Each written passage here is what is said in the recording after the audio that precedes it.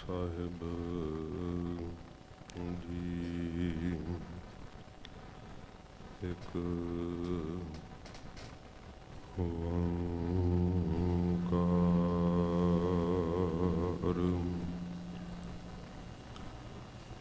ਸਤ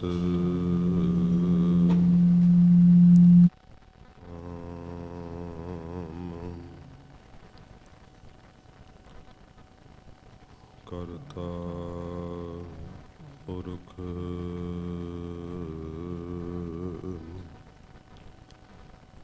ਨਿਰਭਉ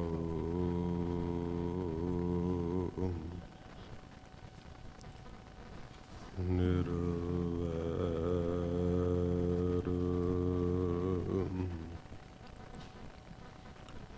ਅਕਾਲ ਮੂਰਤ ਅਜੂਨੀ ਸੈਭੰ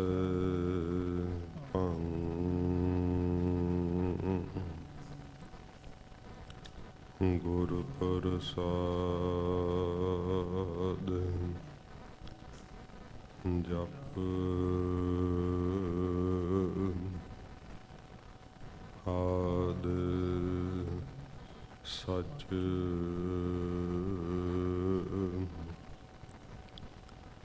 ਜੁਗਾਦ ਸਚ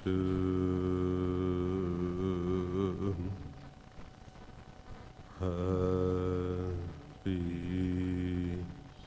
ਸਚ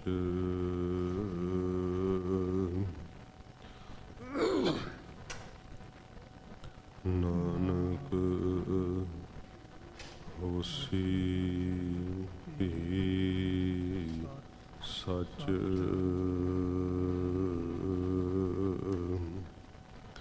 ਅਮਿ ਦ੍ਰਿਸ਼ਟ ਸੁਭ ਕਰੈ ਹਰੈ ਅਗ ਪਾਪ ਸਕਲ ਮਲ ਕਾਮ ਕ੍ਰੋਧ ਅਰ ਲੋਭ ਲਖ ਕਰੈ ਸਭੈ ਪਾਲੈ ਸਦਾ ਸੁਖ ਮਨ ਵਸੈ ਦੁਖ ਸੰਸਾਰ ਖੋਵੈ ਗੁਰ ਨਾਮ ਨਿਦ ਦਰਿਆਉ ਜਨਮ ਹਮ ਕਾਲਖ ਤੋਵੈ ਸੋ ਕਹੋ ਟਲ ਗੁਰ ਸੇਵੀਐ ਅਹਨਿਸ ਸਹਜ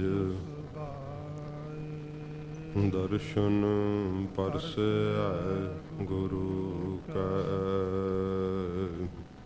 ਜਨਮ ਮਰਨ ਦੁਖ ਦਰਸ਼ਨ ਪਰਸੈ ਗੁਰੂ ਕੈ ਜਨਮ ਮਰਨ ਦੁਖ ਜਾਏ। ਸਤਨਾਮ ਸ੍ਰੀ ਵਾਹਿਗੁਰੂ ਸਾਹਿਬ ਜੀ। ਟੋਡੀ ਮਹੱਲਾ ਪੰਜਵਾ। ਹਰ ਬਿਸਰਤ ਸਦਾ ਖੁਆਰੀ ਤਾ ਕਉ ਧੋਖਾ ਕਹਾ ਬਿਆਪੈ ਜਾ ਕਉ ਓਟ ਤੁਹਾਰੀ। ਹਰ ਬਿਸਰਤ ਸਦਾ ਖੁਆਰੀ ਤਾ ਕਉ ਧੋਖਾ ਕਹਾ ਬਿਆਪੈ ਜਾ ਕਉ ਓਟ ਤੁਹਾਰੀ। ਰਹਾਉ ਬਿਨ ਸਿਮਰਨ ਜੋ ਜੀਵਨ ਬਲ ਨਾ ਸਰਪ ਜੈਸੇ ਅਰ ਜਾਰੀ। ਨਵ ਖੰਡਨ ਕੋ ਰਾਜ ਕਮਾਵੈ ਅੰਤ ਚਲੈ ਗੋਹਾਰੀ। ਗੁਣ ਨਿਧਾਨ ਗੁਣ ਤਿਨ ਹੀ ਗਾਏ, ਜਾ ਕਉ ਕਿਰਪਾ ਧਾਰੀ। ਸੋ ਸੁਖੀਆ ਧਨ ਉਸ ਜਨਮਾ, ਨਾਨਕ ਤਿਸ ਬਲਿਹਾਰੀ। ਗੁਣ ਨਿਧਾਨ ਗੁਣ ਤਿਨ ਹੀ ਗਾਏ, ਜਾ ਕਉ ਕਿਰਪਾ ਧਾਰੀ। ਸੋ ਸੁਖੀਆ ਧਨ ਉਸ ਜਨਮਾ, ਨਾਨਕ ਤਿਸ ਬਲਿਹਾਰੀ। ਵਾਹਿਗੁਰੂ ਜੀ ਕਾ ਖਾਲਸਾ, ਵਾਹਿਗੁਰੂ ਜੀ ਕੀ ਫਤਿਹ। ਸੱਚੇ ਪਾਤਸ਼ਾਹ ਗਰੀਬ ਨਵਾਜ ਸਤਿਗੁਰੂ ਜਾਗਦੀ ਜੋਤ, ਚਵਰ ਛਤਰ ਤਖਤ ਦੇ ਮਾਲਕ, ਕਿਰਪਾ ਦੇ ਸਾਗਰ, ਧੰਨ ਸਾਹਿਬ ਸ਼੍ਰੀ ਗੁਰੂ ਗ੍ਰੰਥ ਸਾਹਿਬ ਜੀ ਮਹਾਰਾਜ, ਹਜ਼ੂਰ ਦੀ ਪਰਮ ਦਇਆ ਸਦਕਾ ਇਹ ਸਤ ਸੰਗਤ ਦੀਆਂ ਪਵਿੱਤਰ ਘੜੀਆਂ ਆਪਾਂ ਨੂੰ ਪ੍ਰਾਪਤ ਹੋਈਆਂ। ਨੌਜਵਾਨਾਂ ਦੇ ਉਦਮ ਕਰਕੇ, ਆਪ ਸੰਗਤਾਂ ਦੇ ਸਹਿਯੋਗ ਨਾਲ ਇਹ ਪਵਿੱਤਰ ਸਮਾਗਮ ਉਲੀਕੇ ਗਏ ਹਨ।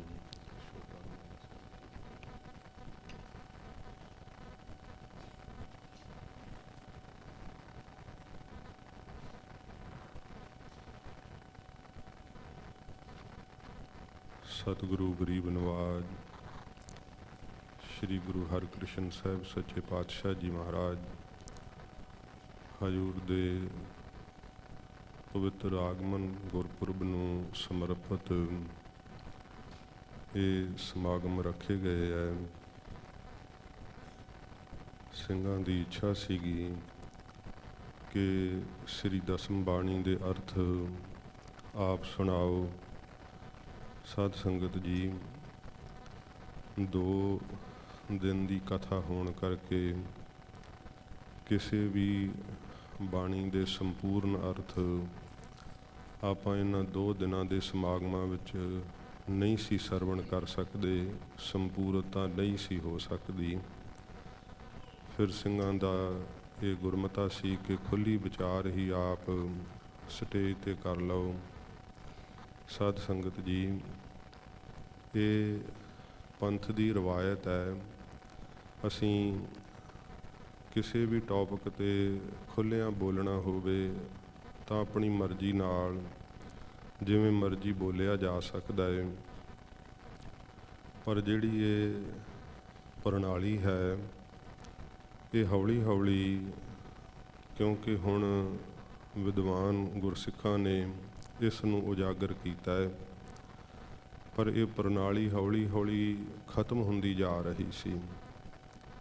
ਜਿਵੇਂ ਸਤਿਗੁਰੂ ਗੁਰੂ ਗੋਬਿੰਦ ਸਿੰਘ ਸੱਚੇ ਪਾਤਸ਼ਾਹ ਜੀ ਮਹਾਰਾਜ ਦੀ ਸਿਰਜੀ ਹੋਈ ਦਮਦਮੀ ਟਕਸਾਲ, ਇਹ ਗੁਰੂ ਕਲਗੀਧਰ ਸੱਚੇ ਪਾਤਸ਼ਾਹ ਜੀ ਨੇ ਬਖਸ਼ਿਸ਼ ਕੀਤੀ ਸੀ ਕਿ ਗੁਰਬਾਣੀ ਦੇ ਅਰਥ ਸਿੱਖ ਸੰਗਤਾਂ ਨੂੰ ਤੁਸਾਂ ਪੜ੍ਹਾਉਣੇ ਹੈ। ਉਸ ਪ੍ਰਣਾਲੀ ਨੂੰ ਅੱਗੇ ਤੋਰਦਿਆਂ ਹੋਇਆਂ ਬਾਬਾ ਦੀਪ ਸਿੰਘ ਸਾਹਿਬ ਜੀ ਨੇ ਇਹ ਤੁਰਕੀ ਬਾਣੀ ਦੇ ਅਰਥ ਸਿੰਘਾਂ ਨੂੰ ਪੜ੍ਹਾਏ ਹੈ।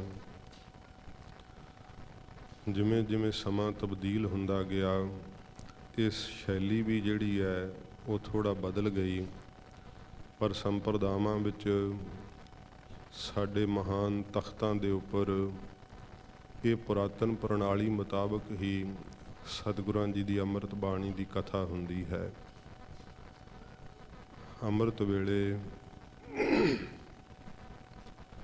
ਆਸਾ ਜੀ ਦੀ ਵਾਰ ਦੇ ਭੋਗ ਤੋਂ ਉਪਰੰਤ ਸਤਿਗੁਰਾਂ ਜੀ ਦੀ ਤੁਰਕੀ ਬਾਣੀ ਦੀ ਲੜੀਵਾਰ ਕਥਾ ਹੁੰਦੀ, ਜੋ ਸਤਿਗੁਰਾਂ ਜੀ ਦੀ ਚਲਾਈ ਹੋਈ ਪ੍ਰਪਾਟੀ ਹੈ। ਫਿਰ ਦੁਪਹਿਰ ਦੇ ਵਕਤ ਸ੍ਰੀ ਦਸਮ ਬਾਣੀ ਜੀ ਦੀ ਕਥਾ ਹੁੰਦੀ ਹੈ। ਸ਼ਾਮ ਨੂੰ ਇਤਿਹਾਸ ਦੀ ਕਥਾ ਹੁੰਦੀ ਹੈ। ਰਾਤ ਨੂੰ ਲੰਗਰ ਛਕਣ ਤੋਂ ਉਪਰੰਤ ਗੁਰਸਿੱਖ ਜਦੋਂ ਇਕੱਤਰ ਹੁੰਦੇ ਹੈ ਉੱਥੇ ਖੁੱਲ੍ਹੀਆਂ ਵਿਚਾਰਾਂ ਕਰਦੇ ਹੈ। ਇਹ ਗੁਰੂ ਘਰ ਦੀ ਪ੍ਰਣਾਲੀ ਹੈ। ਤਖਤ ਸੱਚਖੰਡ ਸ੍ਰੀ ਹਜ਼ੂਰ ਸ੍ਰੀ ਅਬਚਲ ਨਗਰ ਸਾਹਿਬ ਸਾਧ ਸੰਗਤ ਜੀ, ਚੌਜੀ ਪਾਤਸ਼ਾਹ ਜਿੱਥੇ ਆਪਣੇ ਸਰਗੁਣ ਰੂਪ ਵਿੱਚ ਸੱਚੇ ਪਾਤਸ਼ਾਹ ਜੀ ਜਦੋਂ ਹਜ਼ੂਰ 10ਵੇਂ ਜਾਮੇ ਵਿੱਚ ਸਤਿਗੁਰੂ ਜੀ ਪ੍ਰਗਟ ਹੋਏ, ਆਪ ਮਹਾਰਾਜ ਨੇ 14 ਮਹੀਨੇ ਦਾ ਸਮਾਂ ਸਤਿਗੁਰਾਂ ਜੀ ਨੇ ਇੱਥੇ ਬਤੀਤ ਕੀਤਾ, ਬੇਅੰਤ ਬਖਸ਼ਿਸ਼ਾਂ ਕੀਤੀਆਂ। ਇਸ ਧਰਤੀ ਨੂੰ ਮਹਾਰਾਜ ਜੀ ਨੇ ਭਾਗ ਲਾਇਆ। ਜਦੋਂ ਗੁਰਸਿੱਖ ਸ਼ਰਧਾ ਭਾਵਨਾ ਨਾਲ ਪਾਵਨ ਤਖਤ ਸਾਹਿਬ ਜੀ ਦਾ ਦਰਸ਼ਨ ਦੀਦਾਰ ਕਰਦੇ ਹੈ, ਮਨ ਦੀਆਂ ਸਾਧ ਸੰਗਤ ਜੀ ਉਹ ਪਿਆਰ ਦੀਆਂ ਵੇਵਸ ਆਪ ਮੁਹਾਰੇ ਸਤਿਗੁਰਾਂ ਦੇ ਚਰਨਾਂ ਨਾਲ ਜੁੜਦੀਆਂ ਹੋਈਆਂ ਇੱਕ ਆਕਾਸ਼ ਰਸ ਨੂੰ ਉਹ ਗੁਰਸਿੱਖ ਪ੍ਰਾਪਤ ਕਰਦੇ ਹੈ। ਸੱਚੇ ਪਾਤਸ਼ਾਹ ਜੀ ਮਹਾਰਾਜ ਆਪਣਾ ਸਾਰਾ ਹੀ ਸਰਬੰਸ ਲੁਟਾ ਕੇ ਸਤਿਗੁਰੂ ਜੀ ਇਸ ਧਰਤੀ 'ਤੇ ਆਏ ਗਰੀਬ ਨਵਾਜ, ਅਤੇ ਸੱਚੇ ਪਾਤਸ਼ਾਹ ਜੀ ਨੇ ਇਤਿਹਾਸ ਜ਼ਿਕਰ ਕਰਦਾ ਹੈ 12,000 ਮਰੱਟਿਆਂ ਦੀ ਫੌਜ ਸਤਿਗੁਰਾਂ ਜੀ ਨੇ ਇੱਥੇ ਤਿਆਰ ਕਰ ਦਿੱਤੀ ਸੀ। ਮਰੱਟੇ ਸਿੰਘ ਸੱਜ ਗਏ ਸਨ। ਸੱਚੇ ਪਾਤਸ਼ਾਹ ਜੀ ਮਹਾਰਾਜ ਦੀ ਅੰਮ੍ਰਿਤ ਤੁਰ ਕੀ ਬਾਣੀ ਦੀ ਜੋ ਲੜੀਵਾਰ ਕਥਾ ਹੈ, ਉਹਦੇ ਨਾਲ ਜਿਹੜੇ ਸ਼ਬਦ ਦੇ ਅਭਿਆਸੀ ਹੈ ਸਾਧ ਸੰਗਤ ਜੀ, ਉਹਨਾਂ ਨੂੰ ਬਹੁਤ ਜ਼ਿਆਦਾ ਬਲ ਪ੍ਰਾਪਤ ਹੁੰਦਾ ਹੈ, ਆਤਮਿਕ ਤਰੱਕੀ ਪ੍ਰਾਪਤ ਹੁੰਦੀ ਹੈ। ਦਿਨ ਬਰ ਦਿਨ ਮਨ ਨੂੰ ਪਰਮੇਸ਼ਰ ਦੇ ਨਾਲ ਜੁੜਨ ਦਾ ਜਿਹੜਾ ਰਸਤਾ ਹੈ ਉਹ ਪ੍ਰਾਪਤ ਹੁੰਦਾ ਹੈ। ਜਿਵੇਂ ਜਿਵੇਂ ਨਾਮ ਅਭਿਆਸੀ ਸ਼ਬਦ ਦੀ ਕਮਾਈ ਕਰਦੇ ਹੈ, ਸਤ ਸੰਗਤ ਵਿੱਚ ਜੁੜਦੇ ਹੈ, ਸਾਧ ਸੰਗਤ ਜੀ ਜਿਸ ਰਸ ਦੀ ਬਾਬਤ ਕਦੇ ਸੁਣਿਆ ਸੀਗਾ, ਜਿਸ ਆਨੰਦ ਦੀ ਬਾਬਤ ਕਦੇ ਸੁਣਿਆ ਸੀਗਾ, ਉਹ ਆਨੰਦ ਤੇ ਰਸ ਹਿਰਦੇ ਦੇ ਅੰਦਰ ਪ੍ਰਗਟ ਹੋਣ ਲੱਗ ਪੈਂਦਾ ਹੈ। ਨੌਜਵਾਨਾਂ ਦਾ ਇਹ ਬੜਾ ਉਪਰਾਲਾ ਹੈ ਕਿ ਹੁਣ ਜਿਹੜੀ ਨਵੀਨ ਪੀੜ੍ਹੀ ਹੈ ਇਹ ਪੁਰਾਤਨ ਜਿਹੜੀਆਂ ਸਾਡੀਆਂ ਰਵਾਇਤਾਂ ਨੇ ਉਹਨਾਂ ਨੂੰ ਪਿਆਰ ਕਰਦੇ ਆ, ਕਿ ਜਿਹੜੀਆਂ ਸਾਡੀਆਂ ਬਜ਼ੁਰਗਾਂ ਨੇ ਪੈੜਾਂ ਪਾਈਆਂ ਸੀ, ਸਾਨੂੰ ਉਹਨਾਂ ਨੂੰ ਉਜਾਗਰ ਕਰਨਾ ਚਾਹੀਦਾ। ਕਿਉਂਕਿ ਸਮੇਂ ਨਾਲ ਕਈ ਵਾਰ ਤਬਦੀਲੀ ਆ ਜਾਂਦੀ ਹੈ, ਪਰ ਜਦੋਂ ਸਤਿਗੁਰੂ ਜੀ ਬਖਸ਼ਿਸ਼ ਕਰਦੇ ਹੈ, ਰਹਿਮਤ ਕਰਦੇ ਹੈ, ਫਿਰ ਜੀਆਂ ਦੇ ਅੰਦਰ ਉਹ ਮਹਾਰਾਜ ਸੱਚੇ ਪਾਤਸ਼ਾਹ ਉਤਸ਼ਾਹ ਭਰ ਦਿੰਦੇ ਹੈ, ਬਖਸ਼ਿਸ਼ ਕਰਦੇ ਹੈ। ਕਿਉਂਕਿ ਜਿੱਥੇ ਨੌਜਵਾਨ ਪਹਿਲਾਂ ਪੜ੍ਹੇ ਲਿਖੇ ਆਪਣੇ ਬਜ਼ੁਰਗਾਂ ਨੂੰ ਅਨਪੜ੍ਹ ਜਾਣ ਕਰਕੇ ਸਮਝਦੇ ਸੀ ਕਿ ਇਹਨਾਂ ਨੂੰ ਨਹੀਂ ਕੁਝ ਪਤਾ, ਪਰ ਹੁਣ ਨੌਜਵਾਨ ਸਮਝਣ ਲੱਗ ਪਏ ਹੈ ਕਿ ਭਾਵੇਂ ਦੁਨਿਆਵੀ ਵਿੱਦਿਆ ਸਾਡੇ ਬਜ਼ੁਰਗ ਨਹੀਂ ਪੜ੍ਹੇ, ਉਹਨਾਂ ਕੋਲ ਸਤਿਗੁਰੂ ਜੀ ਦੀ ਬਾਣੀ ਦੀ ਵਿੱਦਿਆ ਹੈ, ਬ੍ਰਹਮ ਵਿੱਦਿਆ ਹੈ, ਜਿਸ ਵਿੱਦਿਆ ਦੇ ਅੱਗੇ ਸਾਰੀਆਂ ਵਿੱਦਿਆ ਛੋਟੀਆਂ ਪੈ ਜਾਂਦੀਆਂ। ਜੋ ਸਾਡੇ ਬਜ਼ੁਰਗਾਂ ਨੂੰ ਪਤਾ ਹੈ ਉਹ ਤਾਂ ਸਾਨੂੰ ਬਿਲਕੁਲ ਹੀ ਕੁਛ ਅਨੁਭਵ ਵੀ ਨਹੀਂ। ਜਦੋਂ ਇਸ ਗੱਲ ਦਾ ਅਹਿਸਾਸ ਹੁੰਦਾ ਹੈ ਉਦੋਂ ਹੀ ਸਾਧ ਸੰਗਤ ਜੀ ਸਿੱਖਣ ਵਾਸਤੇ ਦਰਵਾਜ਼ਾ ਖੁੱਲ੍ਹ ਜਾਂਦਾ ਹੈ। ਜਦੋਂ ਅਹਿਸਾਸ ਹੋ ਜਾਵੇ ਕਿ ਮੈਨੂੰ ਸਮਝ ਨਹੀਂ ਹੈ, ਮੈਂ ਸਤਿਗੁਰਾਂ ਜੀ ਦੇ ਕੋਲੋਂ ਆਪਣੇ ਬਜ਼ੁਰਗਾਂ ਕੋਲੋਂ ਸਮਝ ਪ੍ਰਾਪਤ ਕਰਨੀ ਹੈ, ਅਤੇ ਸ਼ਬਦ ਦੀ ਕਿਰਪਾ ਨਾਲ ਸਤਿਗੁਰੂ ਸ਼੍ਰੀ ਗੁਰੂ ਗ੍ਰੰਥ ਸਾਹਿਬ ਜੀ ਦੀ ਰਹਿਮਤ ਨਾਲ ਫਿਰ ਸਾਧ ਸੰਗਤ ਜੀ ਬਖਸ਼ਿਸ਼ ਹੋਣ ਲੱਗ ਪੈਂਦੀ ਹੈ। ਪਰ ਜਦੋਂ ਮਨੁੱਖ ਇਹ ਸਮਝ ਬੈਠਦਾ ਹੈ ਕਿ ਮੈਨੂੰ ਸਭ ਕੁਝ ਪਤਾ ਹੈ, ਆਪ ਹੀ ਉਪਦੇਸ਼ ਕਰਤਾ ਵੀ ਬਣ ਜਾਈਏ, ਅਤੇ ਫਿਰ ਆਪਣੇ ਭਲੇ ਲਈ ਉਹ ਸਾਰੇ ਹੀ ਦਰਵਾਜ਼ੇ ਬੰਦ ਕਰ ਲੈਂਦੇ ਆ। ਸੱਚੇ ਪਾਤਸ਼ਾਹ ਜੀ ਮਹਾਰਾਜ ਉਹਨਾਂ ਪੁਰਖਾਂ ਦੀ ਬਾਬਤ ਫਰਮਾਉਂਦੇ ਹੈ ਕਿ ਭਾਈ ਉਹ ਸੱਖਣੇ ਰਹਿ ਜਾਂਦੇ ਹੈ, ਖਾਲੀ ਰਹਿ ਜਾਂਦੇ ਹੈ, ਉਹਨਾਂ ਨੂੰ ਸਤਿਗੁਰਾਂ ਦੀ ਬਖਸ਼ਿਸ਼ ਨਹੀਂ ਪ੍ਰਾਪਤ ਹੁੰਦੀ। ਆਪ ਬੜੇ ਪਿਆਰ ਨਾਲ ਸਤ ਸੰਗਤ ਵਿੱਚ ਜੁੜੇ ਹੋ। ਗਰੀਬ ਨਿਵਾਸ ਸੱਚੇ ਪਾਤਸ਼ਾਹ ਜੀ ਮਹਾਰਾਜ ਨੇ ਜੋ ਸ਼੍ਰੀ ਮੁਖਵਾਕ ਬਖਸ਼ਿਆ ਏ, ਸਤਿਗੁਰੂ ਜੀ ਦੀ ਅੰਮ੍ਰਿਤ ਬਾਣੀ ਦੇ ਪਵਿੱਤਰ ਅਰਥ ਇਕਾਗਰਤਾ ਸਹਿਤ ਸਰਵਣ ਕਰੀਏ, ਕਿਉਂਕਿ ਜੋ ਸਤਿਗੁਰੂ ਜੀ ਰਹਿਨੁਮਾਈ ਦਿੰਦੇ ਹੈ, ਬਖਸ਼ਿਸ਼ ਕਰਦੇ ਹੈ, ਸਤ ਸੰਗਤ ਜੀ, ਉਸ ਦੇ ਨਾਲ ਸਾਨੂੰ ਆਤਮਿਕ ਤਰੱਕੀ ਪ੍ਰਾਪਤ ਹੁੰਦੀ ਹੈ, ਸਾਨੂੰ ਹਿਰਦੇ ਦਾ ਆਨੰਦ ਪ੍ਰਾਪਤ ਹੁੰਦਾ ਹੈ। ਭਾਵੇਂ ਕਿ ਕਈ ਵਾਰੀ ਜਦੋਂ ਕੰਟਰੋਵਰਸੀ 'ਤੇ ਬੋਲੀਏ ਅਤੇ ਸਰੋਤਿਆਂ ਨੂੰ ਉਸ ਦਾ ਘੜੀ ਪਲ ਆਨੰਦ ਤਾਂ ਜ਼ਰੂਰ ਆਉਂਦਾ ਹੈ, ਅਤੇ ਕਈ ਵਾਰੀ ਮਜਬੂਰੀ ਹੁੰਦੀ ਹੈ, ਕਿਉਂਕਿ ਕੋਈ ਸ਼ੰਕੇ ਪੈਦਾ ਕਰਦੇ ਹੈ ਅਤੇ ਉਹਨਾਂ ਦੇ ਜਵਾਬ ਦੇਣੇ ਹੁੰਦੇ ਹੈ। ਸਤਿਗੁਰਾਂ ਜੀ ਦੀ ਬਾਣੀ ਦੇ ਜੋ ਅਰਥ ਸੁਣਨ ਲੱਗ ਪੈਂਦਾ ਨਾ, ਉਹਨੂੰ ਆਪਣੇ ਆਪ ਹੀ ਸਾਰੇ ਸ਼ੰਕੇ ਅੰਦਰੋਂ ਮੁੱਕਣ ਲੱਗ ਪੈਂਦੇ ਹੈ, ਹਿਰਦੇ ਦੇ ਅੰਦਰੋਂ ਭਰਮ ਨਾਸ ਹੋਣ ਲੱਗ ਪੈਂਦੇ ਹੈ। ਜਦੋਂ ਫਿਰ ਸਥਾਨਕ ਸੰਗਤਾਂ ਕਈ ਵਾਰੀ ਇੱਛਾ ਕਰਦੀਆਂ ਕਿ ਆਹ ਸ਼ੰਕੇ ਜਿਹੜੇ ਆ ਉਭਾਰੇ ਜਾ ਰਹੇ ਹੈ, ਇਹਨਾਂ ਬਾਬਤ ਆਪ ਜ਼ਰੂਰ ਸਪਸ਼ਟੀਕਰਨ ਦਿਓ ਕਿ ਗੁਰੂ ਘਰ ਦਾ ਕੀ ਅੰਸ਼ ਹੈ, ਉੱਥੇ ਫਿਰ ਦੱਸਣਾ ਵੀ ਜ਼ਰੂਰੀ ਹੁੰਦਾ ਹੈ। ਅਤੇ ਸਤ ਸੰਗਤ ਜੀ, ਜਿਹੜੀ ਸਤਿਗੁਰਾਂ ਦੀ ਧੁਰ ਕੀ ਬਾਣੀ ਦੀ ਨਿਰੋਲ ਕਥਾ ਹੈ ਨਾ, ਸ਼੍ਰੀਮਾਨ ਸੰਤ ਗਿਆਨੀ ਗੁਰਬਚਨ ਸਿੰਘ ਜੀ ਖਾਲਸਾ ਪਿੰਡਰਾਂ ਵਾਲੇ ਮਹਾਂਪੁਰਖਾਂ ਨੇ ਸਤਿਗੁਰਾਂ ਦੀ ਅੰਮ੍ਰਿਤ ਬਾਣੀ ਦੇ ਜੋ ਅਰਥ ਕੀਤੇ ਹੈ, ਟੇਪ ਰਿਕਾਰਡਾਂ ਮਹਾਂਪੁਰਖਾਂ ਦੀਆਂ ਰਿਕਾਰਡਿੰਗਾਂ ਮਿਲ ਜਾਂਦੀਆਂ ਨੇ, ਉਹ ਇੱਕ ਸਾਧ ਸੰਗਤ ਜੀ ਬੜਾ ਵਡਮੁੱਲਾ ਖਜ਼ਾਨਾ ਹੈ। ਪਾਠਾਂ ਦੇ ਭੇਦ ਨਾਲ ਦੱਸੇ ਹੈ, ਕਿਉਂਕਿ ਵਿਦਿਆਰਥੀ ਪੜ੍ਹਦੇ, ਕਿੰਨੇ ਕਿੰਨੇ ਵਿਦਿਆਰਥੀ ਪੋਥੀਆਂ ਸਾਹਿਬ ਪ੍ਰਕਾਸ਼ ਕਰਦੇ, ਆਪ ਸਤਿਗੁਰੂ ਜੀ ਦੀ ਤਾਬਿਆ ਬੈਠ ਕਰਕੇ ਗੁਰਬਾਣੀ ਦੇ ਅਰਥ ਪੜ੍ਹਾਇਆ ਕਰਦੇ। ਸਾਧ ਸੰਗਤ ਜੀ, ਜਦੋਂ ਸੱਚਖੰਡ ਸ੍ਰੀ ਹਜ਼ੂਰ ਸਾਹਿਬ ਵਿਖੇ ਕੋਈ ਪੁਰਾਣੇ ਸਰੀਰ ਮਿਲਦੇ ਆ ਨਾ ਬਜ਼ੁਰਗ, ਉਹਨਾਂ ਨੇ ਉਹ ਵਕਤ ਵੇਖਿਆ ਹੋਇਆ ਹੈ, ਦਰਸ਼ਨ ਕੀਤੇ ਹੈ, ਅਤੇ ਕਦੇ ਕਦੇ ਦੱਸਦੇ ਹੁੰਦੇ ਹੈ ਕਿ ਜਿਸ ਵਕਤ ਸ਼੍ਰੀਮਾਨ ਸੰਤ ਗਿਆਨੀ ਗੁਰਬਚਨ ਸਿੰਘ ਜੀ ਖਾਲਸਾ ਪਿੰਡਰਾਂ ਵਾਲੇ ਮਹਾਂਪੁਰਖ ਇੱਥੇ ਆਇਆ ਕਰਦੇ ਸੀ, ਮਹਾਂਪੁਰਖ 2-2 ਮਹੀਨੇ ਰਹਿ ਕਰਕੇ ਤਖ਼ਤ ਸਾਹਿਬ 'ਤੇ ਕਥਾ ਕਰਿਆ ਕਰਦੇ।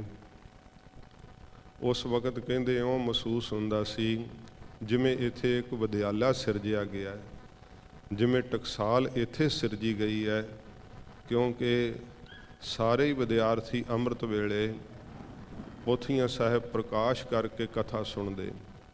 ਇੱਕ ਇੱਕ ਸ਼ਬਦ ਦਾ ਅਰਥ ਜਿਹੜਾ ਸੀ ਉਹ ਵਿਦਿਆਰਥੀ ਇਕਾਗਰਤਾ ਨਾਲ ਸਰਵਣ ਕਰਦੇ, ਅਤੇ ਮਹਾਂਪੁਰਖ ਕਈ ਕਈ ਪੱਖਾਂ ਤੋਂ ਸਤਿਗੁਰਾਂ ਜੀ ਦੀ ਬਾਣੀ ਦੇ ਅਰਥ ਸੁਣਾਉਂਦੇ। ਅਤੇ ਸਾਧ ਸੰਗਤ ਜੀ, ਬਹੁਤ ਸਾਰੇ ਗ੍ਰੰਥਾਂ ਦਾ ਹਵਾਲਾ ਦੇ ਕਰਕੇ ਮਹਾਂਪੁਰਖ ਦੱਸਿਆ ਕਰਦੇ ਕਿ ਭਾਈ ਫਲਾਣੇ ਵਿਦਵਾਨ ਨੇ ਆਹ ਵੀ ਅਰਥ ਕੀਤਾ ਹੈ, ਕਿਉਂਕਿ ਗੁਰਬਾਣੀ ਅਗਾਧ ਬੋਧ ਹੈ। ਸੱਚੇ ਪਾਤਸ਼ਾਹ ਜੀ ਦੀ ਪਵਿੱਤਰ ਬਾਣੀ ਦੇ ਅਰਥ ਕਰਦਿਆਂ ਹੋਇਆਂ ਫਿਰ ਵੀ ਨਿਮਰਤਾ ਨਾਲ ਕਿਹਾ ਕਰਦੇ ਕਿ ਪੂਰੇ ਸਤਿਗੁਰੂ ਜੀ ਦੀ ਬਾਣੀ ਹੈ, ਇਹਦੇ ਅਰਥ ਤਾਂ ਸਤਿਗੁਰੂ ਆਪ ਹੀ ਜਾਣਦੇ। ਜਿਵੇਂ ਸਾਧ ਸੰਗਤ ਜੀ, ਇਹ ਟਕਸਾਲ ਦਾ ਸਥਾਪਨਾ ਦਿਵਸ ਹੈ। ਇਹਨਾਂ ਦਿਨਾਂ ਵਿੱਚ ਜਦੋਂ ਧੰਨ ਗੁਰੂ ਗੋਬਿੰਦ ਸਿੰਘ ਸੱਚੇ ਪਾਤਸ਼ਾਹ ਜੀ ਮਹਾਰਾਜ ਜੀ ਨੇ, ਹਜ਼ੂਰ ਨੇ ਆਪ ਅਰਥ ਜਿਹੜੇ ਸੀ ਆਪਣੇ ਸ਼੍ਰੀ ਕੰਠ ਤੋਂ ਕੀਤੇ ਸੀਗੇ। ਪਹਿਲੇ ਪੈਰ ਮਹਾਰਾਜ ਜੀ ਬਾਣੀ ਉਚਾਰਨ ਕਰਿਆ ਕਰਦੇ, ਦੂਸਰੇ ਪੈਰ ਮਹਾਰਾਜ ਉਸੇ ਹੀ ਬਾਣੀ ਦੇ ਅਰਥ ਕਰਦੇ। ਸੱਚੇ ਪਾਤਸ਼ਾਹ ਸਿੰਘ ਸਾਹਿਬ ਭਾਈ ਮਨੀ ਸਿੰਘ ਸਾਹਿਬ ਜੀ ਪਾਠ ਕਰਦੇ, ਅਤੇ ਗੁਰੂ ਕਲਗੀਧਰ ਸੱਚੇ ਪਾਤਸ਼ਾਹ ਜੀ ਮਹਾਰਾਜ ਅਰਥ ਕਰਦੇ। ਜਦੋਂ ਆਪ ਦਮਦਮਾ ਸਾਹਿਬ ਦਰਸ਼ਨ ਕਰਨ ਜਾਓ, ਉਹਨਾਂ 48 ਸਿੰਘਾਂ ਦੇ ਨਾਮ ਲਿਖੇ ਹੋਏ ਹੈ ਜਿਨ੍ਹਾਂ ਨੇ ਸਤਿਗੁਰਾਂ ਜੀ ਦੀ ਰਸਨਾ ਤੋਂ ਕਥਾ ਸੁਣੀ, ਅਤੇ ਉਹ ਸਾਰੇ ਸਾਧ ਸੰਗਤ ਜੀ ਬਦੇ ਮੁਕਤ ਹੋਏ। ਬਦੇ ਮੁਕਤੀ ਦੀ ਬਖਸ਼ਿਸ਼ ਉਹਨਾਂ ਨੂੰ ਪ੍ਰਾਪਤ ਹੋਈ। ਤੇ ਮਹਾਰਾਜ ਸੱਚੇ ਪਾਤਸ਼ਾਹ ਨੇ ਉਦੋਂ ਭਾਈ ਮਨੀ ਸਿੰਘ ਸਾਹਿਬ ਤੇ ਬਾਬਾ ਦੀਪ ਸਿੰਘ ਸਾਹਿਬ ਜੀ ਦੇ ਤਾਈਂ ਆਗਿਆ ਕਰਕੇ ਸਤਿਗੁਰਾਂ ਜੀ ਨੇ ਟਕਸਾਲਾਂ ਦਾ ਨਿਯਮ ਬੰਨ੍ਹਿਆ। ਗੁਰਬਾਣੀ ਦੇ ਅਰਥਾਂ ਦੀ ਸਤਿਗੁਰਾਂ ਜੀ ਨੇ ਪ੍ਰਣਾਲੀ ਚਲਾਈ। ਪਹਿਲਾਂ ਜਦੋਂ ਵਿਦਵਾਨ ਪੁਰਖ ਖੁੱਲ੍ਹੀ ਕਥਾ ਵੀ ਕਰਦੇ ਹੁੰਦੇ ਸਨ ਤਾਂ ਇੱਕ ਸ਼ਬਦ ਦੀ ਟੇਕ ਰੱਖ ਕਰਕੇ ਉਸ ਸ਼ਬਦ ਦੇ ਅਰਥ ਜਿਹੜੇ ਸੀ ਫਿਰ ਉਹ ਸਾਰੇ ਸਮੇਂ ਵਿੱਚ ਕਰਨੇ। ਤੋ ਜੋ ਸਤਿਗੁਰਾਂ ਜੀ ਨੇ ਪ੍ਰਣਾਲੀ ਬਖਸ਼ਿਸ਼ ਕੀਤੀ ਹੈ ਉਸ ਦੇ ਮੁਤਾਬਕ ਤੁਰ ਕੀ ਬਾਣੀ ਦੀ ਕਥਾ ਜਿਹੜੀ ਹੈ ਉਹ ਸਾਧ ਸੰਗਤ ਜੀ ਦੀਵਾਨਾਂ ਦੇ ਅੰਦਰ ਹੋਣ ਕਰਕੇ ਸਰੋਤਿਆਂ ਦਾ ਮਨ ਜਿਹੜਾ ਹੈ ਉਹ ਕੁਝ ਨਾ ਕੁਝ ਜ਼ਰੂਰ ਪ੍ਰਸਾਦ ਪ੍ਰਾਪਤ ਕਰਦਾ ਹੈ। ਸਹਿਜ ਦੇ ਨਾਲ ਟਿਕਾਓ ਆ ਜਾਂਦਾ ਹੈ। ਟਿਕੇ ਹੋਏ ਮਨ ਨੂੰ ਆਨੰਦ ਪ੍ਰਾਪਤ ਹੁੰਦਾ ਹੈ। ਸੱਚੇ ਪਾਤਸ਼ਾਹ ਜੀ ਮਹਾਰਾਜ ਜੋ ਬਖਸ਼ਿਸ਼ ਕਰਦੇ ਹੈ, ਘੜੀ ਮੇਰੇ ਸਾਹਮਣੇ ਹੈ ਨਹੀਂ, ਮੈਂ ਸਿੰਘਾਂ ਨੂੰ ਬੇਨਤੀ ਕੀਤੀ ਸੀ ਜੇਕਰ ਘੜੀ ਸਾਹਮਣੇ ਰੱਖ ਦਿਓਗੇ ਫਿਰ ਮੈਨੂੰ ਸਮੇਂ ਦਾ ਪਤਾ ਲੱਗ ਜਾਵੇਗਾ। ਤੋ ਸੱਚੇ ਪਾਤਸ਼ਾਹ ਜੀ ਮਹਾਰਾਜ ਬਖਸ਼ਿਸ਼ ਕਰਦੇ ਆ, ਆਪਣੇ ਚਿੱਤ ਨੂੰ ਇਕਾਗਰ ਕਰੀਏ, ਮਹਾਰਾਜ ਜੀ ਦਾ ਅੰਮ੍ਰਿਤ ਉਪਦੇਸ਼ ਪਿਆਰ ਸ਼ਰਧਾ ਨਾਲ ਸਰਵਣ ਕਰੀਏ। ਹਜ਼ੂਰ ਦੇ ਪਵਿੱਤਰ ਚਰਨਾਂ ਦਾ ਧਿਆਨ ਕਰਦੇ ਹੋਏ ਆਖੋ ਜੀ ਸਤਿਨਾਮ ਸ਼੍ਰੀ ਵਾਹਿਗੁਰੂ ਸਾਹਿਬ ਜੀ। ਸਤਿਨਾਮ ਸ੍ਰੀ ਵਾਹਿਗੁਰੂ ਸਾਹਿਬ ਜੀ। ਟੋਡੀ ਮਹੱਲਾ ਪੰਜਵਾ। ਗਰੀਬ ਨਵਾਜ ਧੰਨ ਗੁਰੂ ਅਰਜਨ ਦੇਵ ਸੱਚੇ ਪਾਤਸ਼ਾਹ ਜੀ ਮਹਾਰਾਜ ਰਾਗ ਟੋਡੀ ਵਿੱਚ ਸੱਚੇ ਪਾਤਸ਼ਾਹ ਜੀ ਆਪਣੇ ਸ਼੍ਰੀ ਕੰਠ ਤੋਂ ਪਵਿੱਤਰ ਉਪਦੇਸ਼ ਦੀ ਬਖਸ਼ਿਸ਼ ਕਰਦੇ ਹੈ। ਐਸੇ ਦੀਨ ਦਿਆਲ ਸਤਿਗੁਰੂ ਜਿਨ੍ਹਾਂ ਨੇ ਅੰਮ੍ਰਿਤ ਬਾਣੀ ਜੇ ਆਪਣੇ ਸ਼੍ਰੀ ਕੰਠ ਤੋਂ ਉਚਾਰੀ ਹੈ ਤੇ ਸਾਈਂ ਜੀ ਦੇ ਸ਼ੰਕਾ ਕਰਨ ਤੋਂ ਮਹਾਰਾਜ ਜੀ ਨੇ ਉਹ ਸ਼ਬਦ ਆਪਣੇ ਸਰੀਰ ਤੇ ਪ੍ਰਗਟ ਵੀ ਕਰਕੇ ਦਿਖਾਏ। ਸੱਚੇ ਪਾਤਸ਼ਾਹ ਜੀ ਮਹਾਰਾਜ ਨੇ ਕਿਹਾ ਸੀ ਕਿ ਸਾਈਂ ਜੀ ਵੇਖੋ ਕਿ ਠੀਕ ਹੈ ਇਹ ਪੰਕਤੀਆਂ ਕਿ ਬ੍ਰਹਮ ਗਿਆਨੀ ਕੈ ਧੀਰਜ ਏਕ, ਜਿਉਂ ਬਸਦਾ ਕਉ ਖੋਦੈ ਕਉ ਚੰਦਨ ਲੇਪ। ਹੈ ਨਾ ਅਰਥ ਇਹਨਾਂ ਪੰਕਤੀਆਂ ਦੇ, ਕਿਉਂਕਿ ਸਾਈਂ ਜੀ ਨੇ ਸ਼ੰਕਾ ਕਰਕੇ ਕਿਹਾ ਸੀ ਮਹਾਰਾਜ ਐਸਾ ਧੀਰਜ ਹੋ ਸਕਦਾ ਹੈ? ਮਹਾਰਾਜ ਕਹਿੰਦੇ ਭਾਈ ਜਿਹਨੂੰ ਗੁਰੂ ਨਾਨਕ ਸਾਹਿਬ ਜੀ ਧੀਰਜ ਬਖਸ਼ਦੇ ਹੈ ਤੇ ਉਹਦਾ ਧੀਰਜ ਕਦੇ ਹੱਲਦਾ ਨਹੀਂ ਫਿਰ, ਕਿਉਂਕਿ ਧਰਤੀ ਨੂੰ ਵੀ ਧੀਰਜ ਨਿਰੰਕਾਰ ਨੇ ਦਿੱਤਾ ਹੋਇਆ। ਜੋ ਕੁਝ ਟਿਕਿਆ ਹੋਇਆ ਸਭ ਨਿਰੰਕਾਰ ਦੇ ਆਸਰੇ ਤੇ ਟਿਕਿਆ ਹੋਇਆ। ਨਿਰੰਕਾਰ ਸਰੂਪ ਧੰਨ ਗੁਰੂ ਅਰਜਨ ਦੇਵ ਸੱਚੇ ਪਾਤਸ਼ਾਹ ਜੀ ਜਿਨ੍ਹਾਂ ਦੀ ਬਾਬਤ ਮਥੁਰਾ ਭੱਟ ਜੀ ਨੇ ਕਿਹਾ ਭਨ ਮਥੁਰਾ ਕਛ ਭੇਦ ਨਹੀਂ, ਗੁਰ ਅਰਜਨ ਪ੍ਰਤੱਖ ਹਰ। ਐਸੇ ਦੀਨ ਦਿਆਲ ਸਤਿਗੁਰੂ ਜੀ ਟੋਡੀ ਰਾਗ ਵਿੱਚ ਸ਼੍ਰੀ ਮੁਖਵਾਕ ਦੁਆਰਾ ਬਖਸ਼ਿਸ਼ ਕਰਦੇ ਨੇ। ਹਰ ਬਿਸਰਤ ਸਦਾ ਖੁਆਰੀ। ਸੱਚੇ ਪਾਤਸ਼ਾਹ ਜੀ ਮਹਾਰਾਜ ਫਰਮਾਉਂਦੇ ਹੈ ਗੁਰਸਿੱਖੋ ਵਾਹਿਗੁਰੂ ਦੇ ਨਾਮ ਨੂੰ ਭੁੱਲਣੇ ਕਰਕੇ ਸਦਾ ਮਨੁੱਖ ਨੂੰ ਖੁਆਰ ਹੋਣਾ ਪੈਂਦਾ ਹੈ। ਇਹ ਅਸੀਂ ਸੁਣਦੇ ਵੀ ਹਾਂ ਸਾਧ ਸੰਗਤ ਜੀ, ਪਰ ਫਿਰ ਵੀ ਨਾਮ ਵਿੱਚ ਸਾਡਾ ਮਨ ਨਹੀਂ ਲੱਗਦਾ। ਇੰਨੇ ਲਾਭ ਨੇ ਨਾਮ ਜਪਣ ਦੇ, ਫਿਰ ਵੀ ਮਨ ਜਿਹੜਾ ਹੈ ਉਹ ਨਾਮ ਦੇ ਵਿੱਚ ਨਹੀਂ ਟਿਕਦਾ। ਕਈ ਕੰਮ ਐਸੇ ਹੈ ਜਿਨ੍ਹਾਂ ਦੇ ਜਿੱਥੇ 4 ਫਾਇਦੇ ਆ 2 ਨੁਕਸਾਨ ਵੀ ਹੁੰਦੇ। ਉਹਨਾਂ ਦੀ ਬਾਬਤ ਅਸੀਂ ਕੋਈ ਟੈਕਸ ਭਰਦੇ ਹਾਂ, ਕੋਈ ਹੋਰ ਨੁਕਸਾਨ ਉਠਾਉਂਦੇ ਹਾਂ, ਪਰ ਫਾਇਦਾ ਜਾਣ ਕੇ ਕਰਦੇ ਹਾਂ ਫਿਰ ਵੀ ਕਿ ਫਾਇਦਾ ਜ਼ਿਆਦਾ ਨੁਕਸਾਨ ਚਲੋ ਥੋੜ੍ਹਾ ਕਰ ਲੈਣਾ ਚਾਹੀਦਾ। ਪਰ ਸੱਚੇ ਪਾਤਸ਼ਾਹ ਜੀ ਕਹਿੰਦੇ ਭਾਈ ਨਾਮ ਜਪਣ ਦਾ ਤਾਂ ਲਾਭ ਹੀ ਲਾਭ ਹੈ, ਫਾਇਦਾ ਹੀ ਫਾਇਦਾ ਹੈ। ਤੇ ਇਹ ਫਿਰ ਵੀ ਸਾਧ ਸੰਗਤ ਜੀ ਨਾਮ ਭੁੱਲਿਆ ਰਹਿੰਦਾ ਹੈ, ਚੇਤੇ ਨਹੀਂ ਰਹਿੰਦਾ। ਇਹ ਮਾਇਆ ਦਾ ਪ੍ਰਭਾਵ ਹੈ, ਗਾਫਲਤਾਈ ਹੈ, ਜਿਸ ਕਰਕੇ ਕਿ ਨਾਮ ਦੇ ਵਿੱਚ ਚਿੱਤ ਨਹੀਂ ਜੁੜਦਾ। ਹੁਣ ਜਿਹੜੇ ਸਰੀਰ ਨੂੰ ਰਸ ਚਿੰਬੜੇ ਹੋਏ ਹੈ, ਕਿੰਨੇ ਵਜੇ ਤੋ ਇਹਨਾਂ ਨੂੰ ਸਾਧ ਸੰਗਤ ਜੀ ਚਾਹ ਕਰਕੇ ਤੇ ਜੀਵ ਜਿਹੜਾ ਹੈ ਕੀ ਹੈ ਕਿ ਇਹ ਜਿਹੜੀ ਇੱਛਾ ਹਿਰਦੇ ਦੇ ਅੰਦਰ ਲੱਗੀ ਹੋਈ, ਇਹ ਆਪਣੇ ਆਪ ਹੀ ਮਨ ਜਿਹੜਾ ਇੱਧਰ ਨੂੰ ਝੁਕਿਆ ਰਹਿੰਦਾ ਹੈ। ਕਿਉਂਕਿ ਮਨ ਰਸ ਮੰਨਦਾ ਹੈ ਇਹਨਾਂ ਵਿੱਚ। ਇਹ ਰਸ ਟੁੱਟਦਾ ਕਦੋਂ ਹੈ? ਮਿਹਨਤ ਕਰਨੀ ਪੈਂਦੀ ਹੈ। ਇਕੱਲਾ ਜੇ ਪਹਿਲਾਂ ਮਿਹਨਤ ਦੇ ਉੱਤੇ ਹੀ ਖਿਆਲ ਰਹਿ ਜਾਵੇ ਤੇ ਫਿਰ ਸਾਧ ਸੰਗਤ ਜੀ ਤਾਂ ਵੀ ਪਹੁੰਚਿਆ ਨਹੀਂ ਜਾਂਦਾ। ਸਾਧਨ ਛੁੱਟ ਜਾਂਦੇ ਹੈ ਜਦੋਂ ਰਸ ਆਉਣ ਲੱਗ ਪੈਂਦਾ ਹੈ। ਸਾਧਨ ਕਰੀਦੇ ਹੈ ਪਰ ਸਾਧਨਾਂ ਦਾ ਹੰਕਾਰ ਛੁੱਟ ਜਾਂਦਾ ਹੈ, ਸਾਧਨਾਂ ਦਾ ਮਾਣ ਛੁੱਟ ਜਾਂਦਾ ਹੈ। ਫਿਰ ਆਨੰਦ ਦੀ ਪ੍ਰਾਪਤੀ ਹੁੰਦੀ ਹੈ।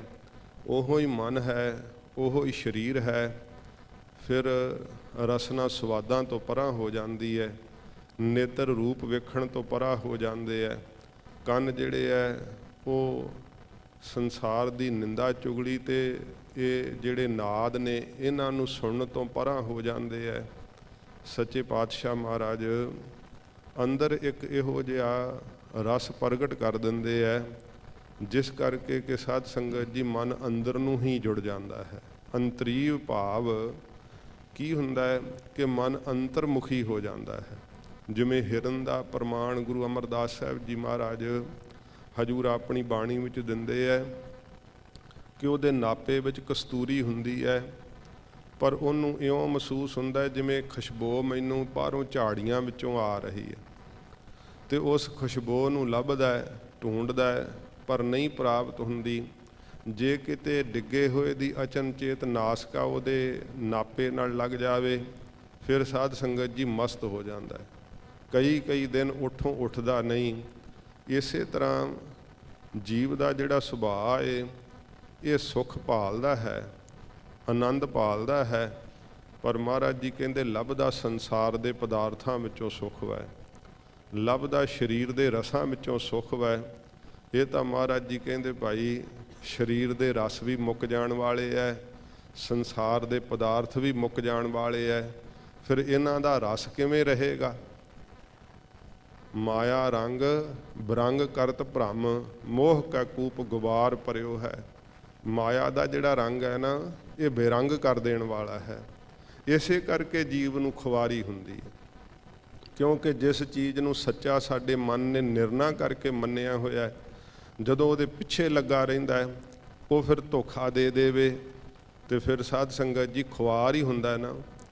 ਜਿੱਦਾਂ ਕੋਈ ਮਿੱਤਰ ਸੰਸਾਰ 'ਚ ਬਣਾਉਂਦੇ ਹੀ ਹੈ ਨਾ ਮਿੱਤਰ ਕਿ ਇਹ ਮੇਰਾ ਮਿੱਤਰ ਹੈ, ਜਦੋਂ ਉਹ ਮਿੱਤਰ ਮਾਇਆ ਦੇ ਲਾਲਚ ਕਰਕੇ ਪਲਟ ਜਾਂਦੇ ਹੈ ਫਿਰ ਕਹਿੰਦੇ ਆ ਜੀ ਇਹਨੇ ਮੈਨੂੰ ਧੋਖਾ ਦਿੱਤਾ, ਮੈਂ ਇਹਦੇ 'ਤੇ ਵਿਸ਼ਵਾਸ ਕੀਤਾ ਸੀਗਾ। ਸਤਿਗੁਰੂ ਜੀ ਕਹਿੰਦੇ ਨੇ ਤੇਰਾ ਵਿਸ਼ਵਾਸ ਹੀ ਸੰਸਾਰ ਦੇ ਅੰਦਰ ਮਾਇਆ ਦੇ ਉੱਪਰ ਹੈ, ਤੇਰਾ ਵਿਸ਼ਵਾਸ ਹੀ ਪਦਾਰਥਾਂ ਦੇ ਉੱਪਰ ਹੈ, ਸੰਬੰਧੀਆਂ ਦੇ ਉੱਪਰ ਹੈ। ਇਸ ਕਰਕੇ ਗਰੀਬ ਨਵਾਜ ਕਹਿੰਦੇ ਖੁਆਰ ਹੋਵੇਂਗਾ, ਵਾਹਿਗੁਰੂ ਦੇ ਉੱਤੇ ਤੇਰਾ ਨਿਸ਼ਚਾ ਨਹੀਂ ਬਣਿਆ। ਗੱਲਾਂ ਤਾਂ ਭਾਵੇਂ ਸਾਧ ਸੰਗਤ ਜੀ ਵੇਖੋ ਅਸੀਂ ਵੀ ਕਰਦੇ ਹਾਂ, ਨਿਸ਼ਚਾ ਸਤਿਗੁਰੂ ਜੀ ਬਣਾਉਂਦੇ ਆ। ਗਰੀਬ ਨਵਾਜ ਸਤਿਗੁਰਾਂ ਜੀ ਦੇ ਅੱਗੇ ਜੋ ਤਰਲਾ ਲੈਂਦੇ ਹੈ, ਬੇਨਤੀ ਕਰਦੇ ਹੈ, ਮਹਾਰਾਜ ਸੱਚੇ ਪਾਤਸ਼ਾਹ ਫਿਰ ਉਹਨਾਂ 'ਤੇ ਤਰਸ ਕਰਕੇ ਆਪਣੇ ਨਾਮ ਦਾ ਨਿਸ਼ਚਾ ਦਿੰਦੇ। ਨਿਸ਼ਚਾ ਹੀ ਸੀ ਨਾ ਭਗਤ ਪ੍ਰਹਲਾਦ ਜੀ ਨੂੰ, ਤੇ ਸਿਰ ਦੇ ਉੱਤੇ ਤਲਵਾਰ ਕੱਢੀ ਖੜਿਆ ਸੀ ਹਰਨਾਕਸ਼, ਕਹਿੰਦਾ ਜੇ ਹੁਣੇ ਗਲਾ ਵੱਢ ਦਿਆਂ, ਤੇ ਹੱਸ ਕੇ ਭਗਤ ਪ੍ਰਹਲਾਦ ਜੀ ਕਹਿੰਦੇ ਪਿਤਾ ਜੀ ਇਸ ਤਲਵਾਰ ਵਿੱਚ ਵੀ ਉਹ ਆਪ ਹੀ ਬੈਠਾ ਹੋਇਆ, ਮੇਰਾ ਗਲਾ ਨਹੀਂ ਕੱਟਿਆ ਜਾ ਸਕਦਾ ਜੇ ਨਿਰੰਕਾਰ ਨੂੰ ਨਹੀਂ ਪਾਉਂਦਾ ਤਾਂ। ਏਡਾ ਵੱਡਾ ਨਿਸ਼ਚਾ ਹੈ। ਫਿਰ ਸਲੇਮ ਬਾਦਸ਼ਾਹ ਕਹਿੰਦਾ ਨਾ ਧਰਮ ਗਰਦਨ ਮਾਰੋ ਠਾਏ, ਮੋਈ ਗਊ ਦਿਓ ਜੀਵਾਏ। ਇਹ ਮਰੀ ਗਊ ਜੀਂਦੀ ਕਰਦੇ, ਨਹੀਂ ਤਾਂ ਤੇਰਾ ਵੀ ਗਲ ਵੱਢ ਕੇ ਸਿੱਟ ਦਿਆਂਗਾ। ਤੇ ਭਗਤ ਨਾਮਦੇਵ ਜੀ ਵੇਖੋ ਸਤਿਗੁਰਾਂ ਦੀ ਬਾਣੀ ਗਵਾਹੀ ਦਿੰਦੀ ਹੈ। ਅਸੀਂ ਇਹਨਾਂ ਸ਼ਬਦਾਂ ਨੂੰ ਨਾ ਸਾਧ ਸੰਗਤ ਜੀ ਉਜਾਗਰ ਨਹੀਂ ਕਰ ਪਾਉਂਦੇ, ਕਿਉਂਕਿ ਕਿਤੇ ਨਾ ਕਿਤੇ ਮਨ ਵਿੱਚ ਢਲਿਆਈ ਆ ਜਾਂਦੀ ਹੈ ਤੇ ਉਹਦੇ ਫਿਰ ਟੇਢੇ ਢੰਗ ਨਾਲ ਅਰਥ ਕਰਨ ਦੇ ਵੀ ਕਈ ਯਤਨ ਕਰਦੇ ਹੈ।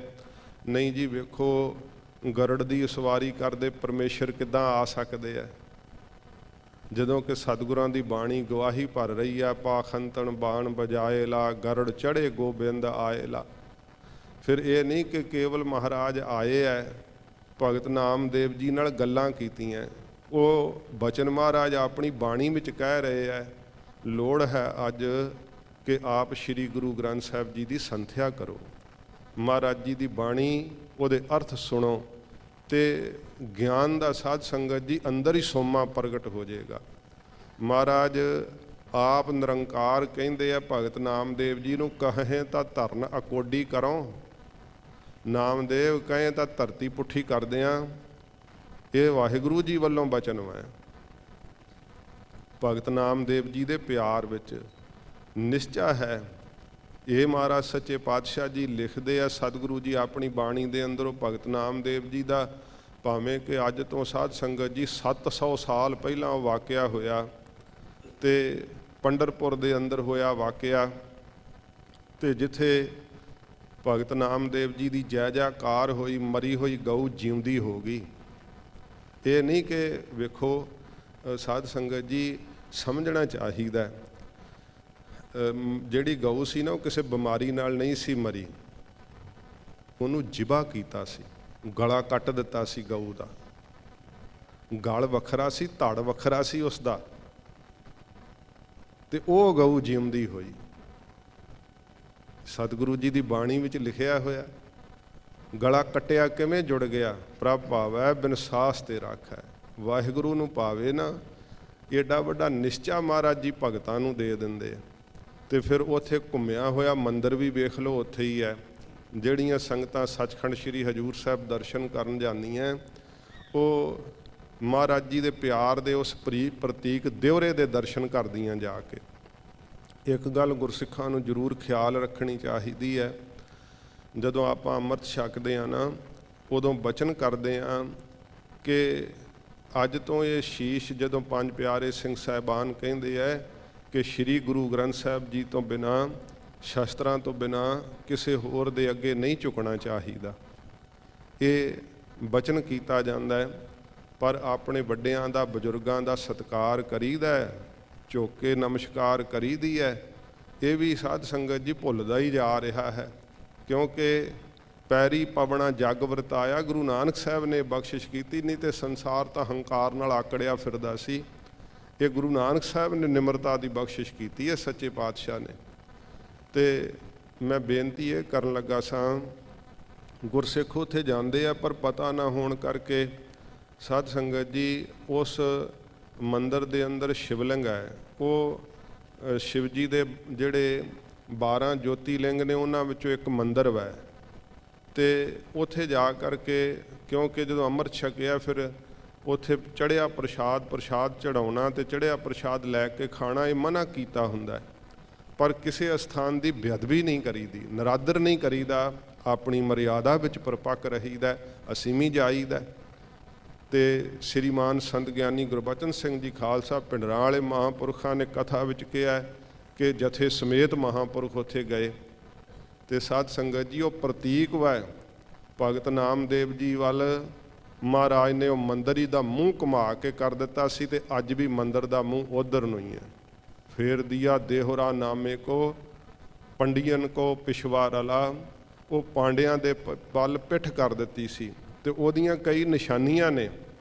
ਜਿਹੜੇ ਬਾਕੀ 11 ਮੰਦਿਰ ਹੈ ਨਾ, ਉਹਨਾਂ ਦੇ ਮੁੱਖ ਦਰਵਾਜ਼ੇ ਰਾਹੀਂ ਪ੍ਰਵੇਸ਼ ਕਰੋਗੇ ਤੇ ਪਹਿਲਾਂ ਸਾਹਮਣੇ ਸਰੋਵਰ ਆਊਗਾ, ਇੱਕ ਪਾਸੇ ਸੱਜੇ ਹੱਥ ਸਰੋਵਰ ਆਊਗਾ, ਫਿਰ ਉਹਦੇ ਵਿੱਚ ਉਹ ਚਰਨਾਮਤ ਲੈਂਦੇ ਆਪਣੀ ਮਰਿਆਦਾ ਮੁਤਾਬਕ ਤੇ ਮੰਦਿਰ ਦੇ ਅੰਦਰ ਜਾਂਦੇ ਆ। ਤੇ ਉਹ ਮੰਦਿਰ ਤਾਂ ਸਾਧ ਸੰਗਤ ਜੀ ਤਕਰੀਬਨ ਸਤਯੁਗ ਦੇ ਵਕਤ ਦਾ ਬਣਿਆ ਹੋਇਆ, ਉਹਨੂੰ ਵਾਹਿਗੁਰੂ ਦੁਆਪਰ ਯੁੱਗ ਦਾ ਬਣਿਆ ਹੋਇਆ ਮੰਦਿਰ ਹੈ, ਇੰਨਾ ਪੁਰਾਣਾ ਹੈ। ਤੇ ਕਾਲੇ ਪੱਥਰ ਦਾ ਨਰੰਗੇ ਨੇ ਆਪਣੇ ਵਕਤ ਵਿੱਚ ਉਸ ਨੂੰ ਸਾੜਿਆ ਵੀ ਸੀ ਤੇ ਉੱਤਰੋਂ ਢਵਾਇਆ ਵੀ ਸੀ।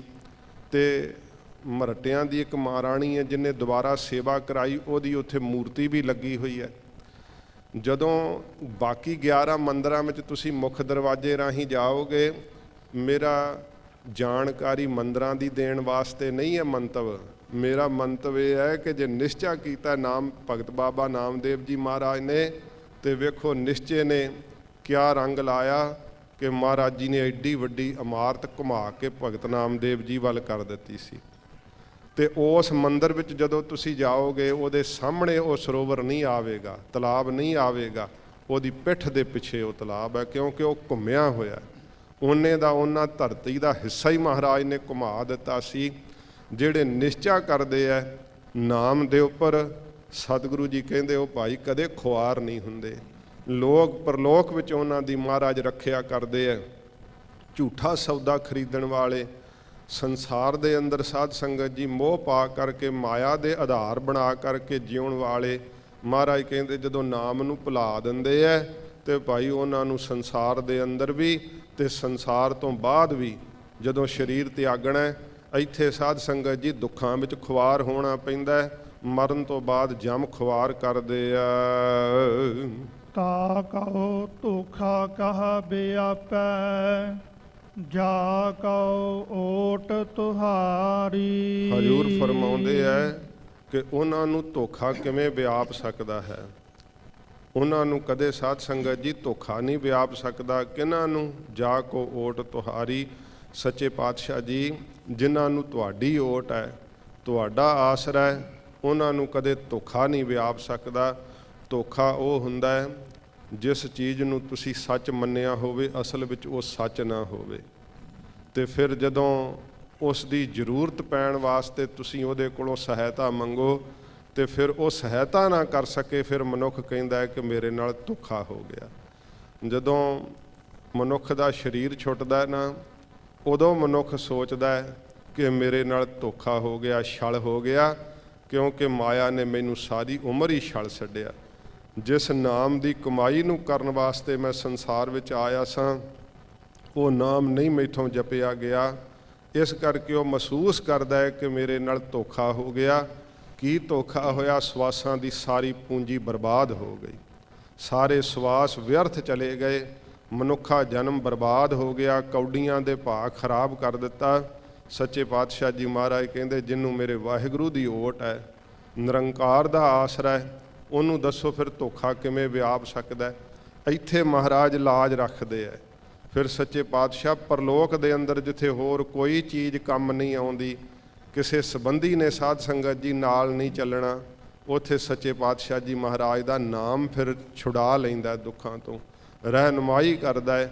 ਸਤਿਗੁਰੂ ਜੀ ਕਹਿੰਦੇ ਭਾਈ ਜਿਹੜੇ ਸਤ ਸੰਗਤ ਨਾਲ ਜੁੜ ਗਏ ਹੈ, ਨਿਸ਼ਚੇ ਦੇ ਨਾਲ ਮਹਾਰਾਜ ਜੀ ਦੇ ਨਾਮ ਨਾਲ ਜੁੜ ਗਏ ਹੈ, ਇਹ ਸਾਧ ਸੰਗਤ ਜੀ ਪਿਆਰ ਬਣਨਾ ਬੜਾ ਕਠਿਨ ਹੈ। ਮੈਨੂੰ ਬਚਨ ਯਾਦ ਆਇਆ ਹੈ, ਗੁਰੂ ਅਮਰਦਾਸ ਸੱਚੇ ਪਾਤਸ਼ਾਹ ਜੀ ਮਹਾਰਾਜ ਦੇ ਕੋਲ ਇੱਕ ਨਗਰ ਦਾ ਚੌਧਰੀ ਆਇਆ। ਉਹ ਕਹਿੰਦਾ ਮਹਾਰਾਜ ਮੈਨੂੰ ਸਿੱਖੀ ਦਿਓ। ਹਜ਼ੂਰ ਕਹਿੰਦੇ ਭਾਈ ਕੌਣ ਹੈ ਤੂੰ? ਮਹਾਰਾਜ ਮੈਂ ਚੌਧਰੀ ਹਾਂ ਫਲਾਣੇ ਨਗਰ ਦਾ। ਸਤਿਗੁਰੂ ਜੀ ਕਹਿੰਦੇ ਕਿੰਨੀ ਕੁ ਜਾਇਦਾਦ ਹੈ? ਉਹਨੇ ਦੱਸਿਆ। ਮਹਾਰਾਜ ਕਹਿੰਦੇ ਕੀ ਕਰਨੀ ਹੈ ਤਾਂ ਸਿੱਖੀ?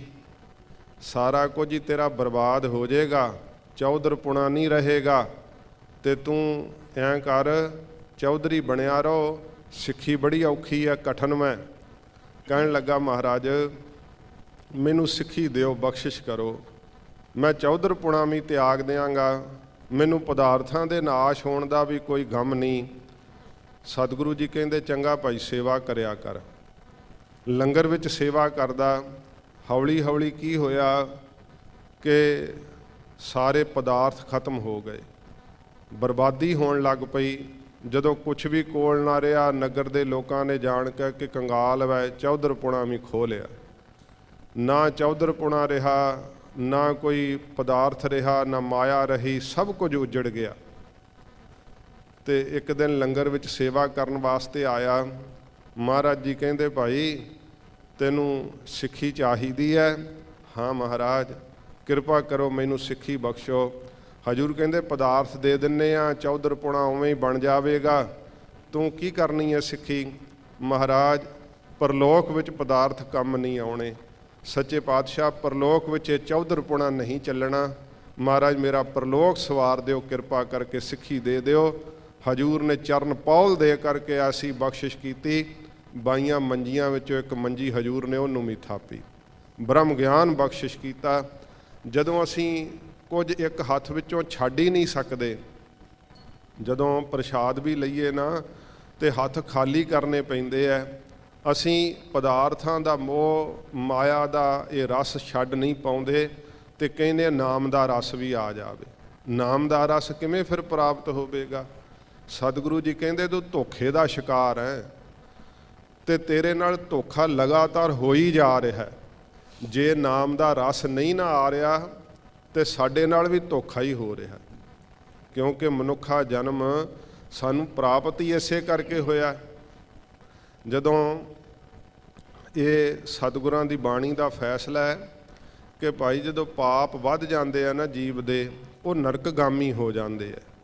ਜਦੋਂ ਪੁੰਨ ਵੱਧ ਜਾਂਦੇ ਆ, ਉਹਨਾਂ ਨੂੰ ਦੈਵ ਪਦਵੀ ਪ੍ਰਾਪਤ ਹੁੰਦੀ ਹੈ।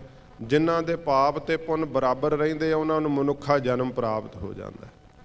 ਜਿਹੜੇ ਭੈੜੇ ਸੰਕਲਪ ਮਨ ਵਿੱਚ ਫਿਰਦੇ ਰਹਿੰਦੇ ਆ ਨਾ, ਇਹ ਸਾਧ ਸੰਗਤ ਜੀ ਪਿਛਲੇ ਜਨਮਾਂ 'ਚ ਕੀਤੇ ਹੋਏ ਪਾਪਾਂ ਦਾ ਕਰਕੇ ਹੈ।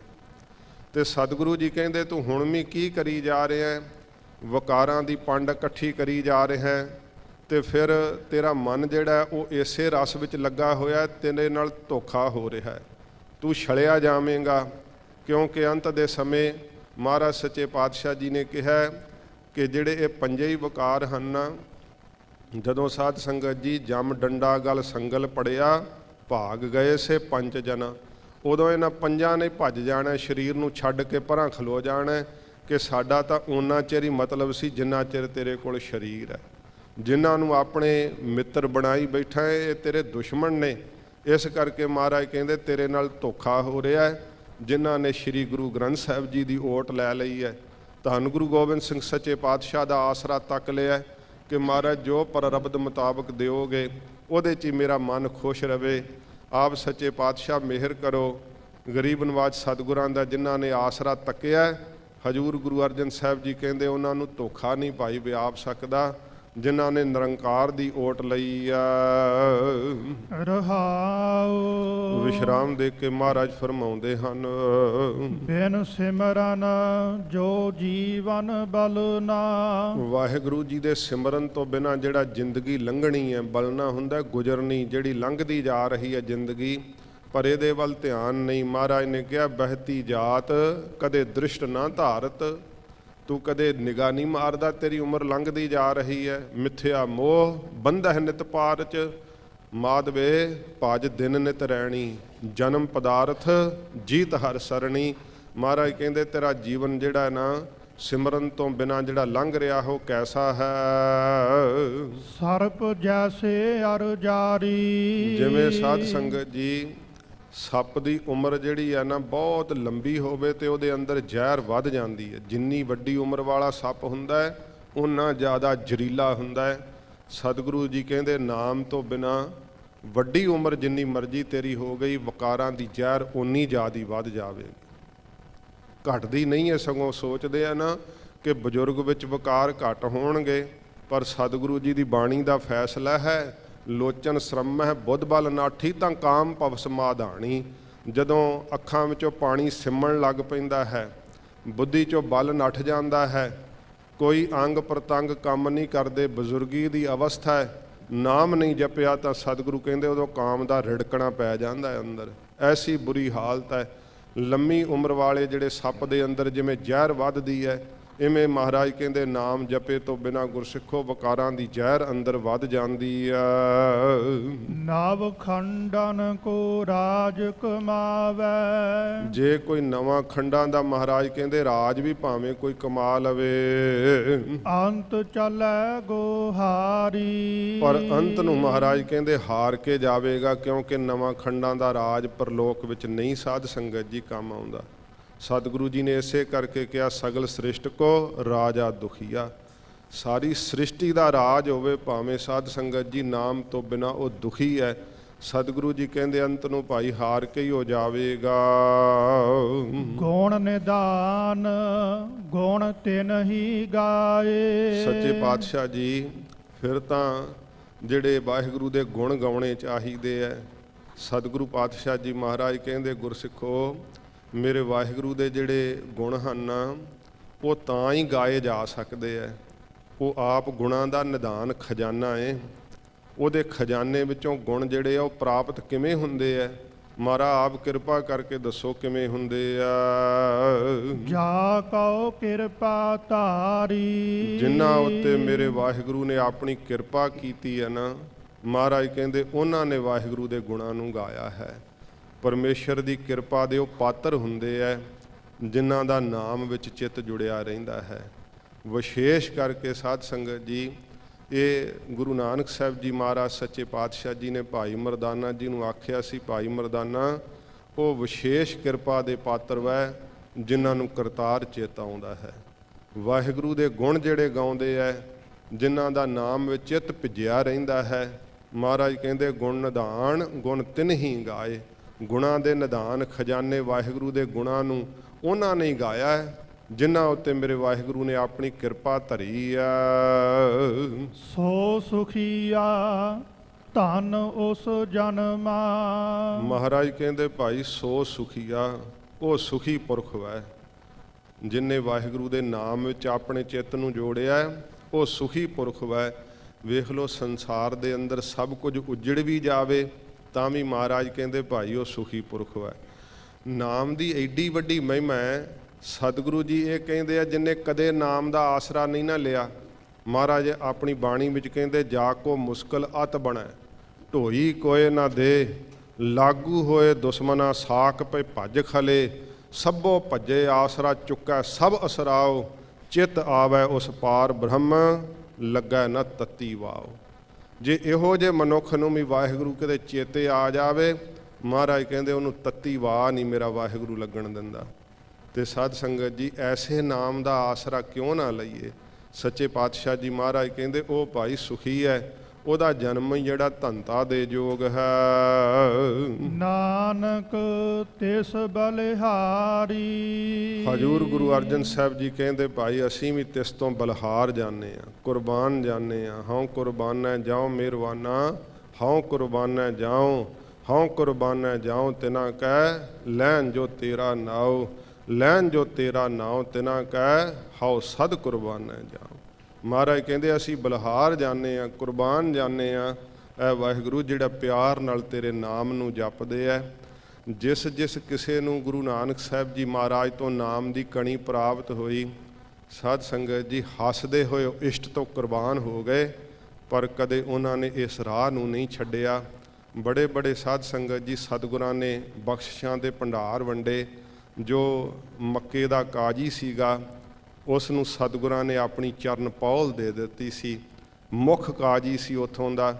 ਭਾਵੇਂ ਕਿ ਬਾਅਦ ਵਿੱਚ ਉਸ ਕਾਜੀ ਨੂੰ ਸਾਧ ਸੰਗਤ ਜੀ ਧਰਤੀ ਵਿੱਚ ਗੜਵਾ ਕਰਕੇ ਜਿਹੜਾ ਸੀ ਮਾਰਿਆ ਗਿਆ ਮੁਸਲਮਾਨਾਂ ਵੱਲੋਂ, ਪਰ ਉਸ ਦੇ ਨੇਤਰਾਂ ਵਿੱਚ ਇੱਕ ਕਸ਼ਿਸ਼ ਸੀ। ਮਰਨ ਤੋਂ ਪਹਿਲਾਂ ਵੀ ਉਸ ਨੇ ਗੁਰੂ ਨਾਨਕ ਸਾਹਿਬ ਜੀ ਮਹਾਰਾਜ ਦਾ ਦਿੱਤਾ ਹੋਇਆ ਗੁਰਮੰਤਰ ਆਪਣੇ ਮੁਖ ਤੋਂ ਜਪਿਆ। ਤੇ ਇਹ ਕੇਵਲ ਸਾਧ ਸੰਗਤ ਜੀ ਕਹਾਣੀਆਂ ਕਿਸੇ ਇਸ ਪ੍ਰਕਾਰ ਵਿਦਵਾਨ ਦੀਆਂ ਲਿਖੀਆਂ ਹੋਈਆਂ ਨਹੀਂ ਗਈਆਂ। ਇਹ ਹਵਾਲਾ ਮਿਲਿਆ ਹੁਣ ਕਿ ਬਗਦਾਦ ਦੀ ਲਾਇਬ੍ਰੇਰੀ ਵਿੱਚ ਕੁਝ ਦਸਤਾਵੇਜ਼ ਪਏ ਹੈ ਜਿਨ੍ਹਾਂ ਦੇ ਉੱਤੇ ਗੁਰੂ ਨਾਨਕ ਸਾਹਿਬ ਜੀ ਮਹਾਰਾਜ ਦੇ ਉਸ ਸਮੇਂ ਦੇ ਕੀਤੀਆਂ ਹੋਈਆਂ ਬਖਸ਼ਿਸ਼ਾਂ ਦੇ ਹਵਾਲੇ ਦਰਜ ਹੈ, ਜਿਨ੍ਹਾਂ ਉੱਤੇ ਸਤਿਗੁਰਾਂ ਨੇ ਰਹਿਮਤ ਕੀਤੀ ਸੀ ਕਿ ਉਹ ਲਿਖਤ ਵੀ ਮੁਸਲਮਾਨਾਂ ਦੀ ਹੈ। ਕਿਸੇ ਮੁਸਲਮਾਨ ਨੇ ਜਿਹਨੂੰ ਸਤਿਗੁਰਾਂ ਜੀ ਦੇ ਨਾਲ ਰਹਿ ਕਰਕੇ ਇਹ ਸ਼ਬਦ ਦਾ ਪ੍ਰਸਾਦ ਪ੍ਰਾਪਤ ਹੋਇਆ, ਐਸਿਆਂ ਨੇ ਸਤਿਗੁਰਾਂ ਦੀ ਮਹਿਮਾ ਲਿਖੀ ਹੈ। ਤੇ ਕੇਵਲ ਗੁਰੂ ਨਾਨਕ ਸਾਹਿਬ ਜੀ ਮਹਾਰਾਜ ਹਨ ਜਿਨ੍ਹਾਂ ਦੀ ਬਾਬਤ ਸਾਧ ਸੰਗਤ ਜੀ ਮੱਕੇ ਵਰਗੇ ਸਥਾਨਾਂ ਤੇ ਲਿਖਿਆ ਹੋਇਆ ਵਲੀਏ ਹਿੰਦ ਗੁਰੂ ਨਾਨਕ ਸਾਹਿਬ ਜੀ ਮਹਾਰਾਜ।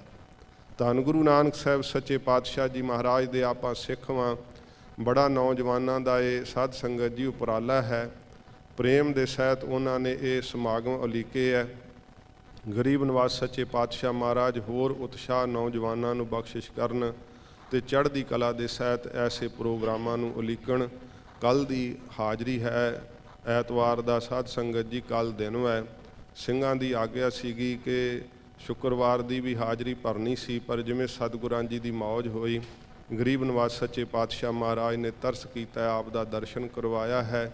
ਸੱਚੇ ਪਾਤਸ਼ਾਹ ਮਹਾਰਾਜ ਜੀ ਮਿਹਰ ਕਰਨ, ਮਹਾਰਾਜ ਆਪਣੇ ਸ਼ਬਦ ਦਾ ਕਿਣਕਾ ਹਿਰਦੇ ਵਿੱਚ ਵਸਾਉਣ, ਹੋਈਆਂ ਭੁੱਲਾਂ ਬਖਸ਼ ਲੈਣੀਆਂ, ਅੱਗੇ ਵਾਸਤੇ ਸਮਤ ਬਖਸ਼ਣੀ ਜੀ। ਗੁਣ ਨਿਧਾਨ ਗੁਣ ਤਿਨ ਹੀ ਗਾਏ, ਜਾ ਕਉ ਕਿਰਪਾ ਤਾਰੀ, ਸੋ ਸੁਖੀਆ ਧਨ ਉਸ ਜਨਮਾ, ਨਾਨਕ ਤਿਸ ਬਲਿਹਾਰੀ। ਵਾਹਿਗੁਰੂ ਜੀ ਕਾ ਖਾਲਸਾ, ਵਾਹਿਗੁਰੂ ਜੀ ਕੀ ਫਤਿਹ।